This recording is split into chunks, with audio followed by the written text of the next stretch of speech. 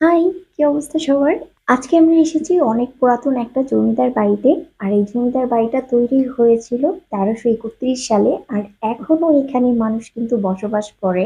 আজকে আমরা এসেছি লোকনাথ সাহার জমিদার বাড়ি বোয়ালমারী ফরিদপুর। আর এখনো এই পুরাতন জমিদার বাড়িটা সবাই এক নামে চেনে। তাহলে চলো তোমাদের সঙ্গে করে এই লোকনাথ সাহার জমিদার বাড়িটা পুরোটা ঘুরে দেখা যাক। ফার্স্টে আমাদের এই পুরাতন বাড়িটা আমাদের চোখে পড়ে।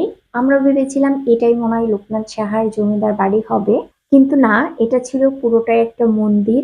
এখন কিন্তু আগের মতো আর পুরোটা মন্দির নয়, উপরে কিন্তু লোকজন বসবাস করে। এখানকার কিছু লোক বললো যে সামনে একটা জমিদার বাড়ি, নদীর ঘাট আছে। তো আমরা ঘাটে যেতে যেতে সামনে আমরা জমিদার বাড়িটাও পেয়ে যাই। আর এই লোকনাথ সাহার জমিদার বাড়িটা কত সালে তৈরি করা হয়েছে সবকিছু কিন্তু এই দরজাটার সামনে লেখা রয়েছে। আগে নাকি এই জমিদার বাড়ির গেট গুলা খোলাই থাকতো, এখন আর খোলা থাকে না, কারণ এখানে এখন লোকজন বসবাস করে।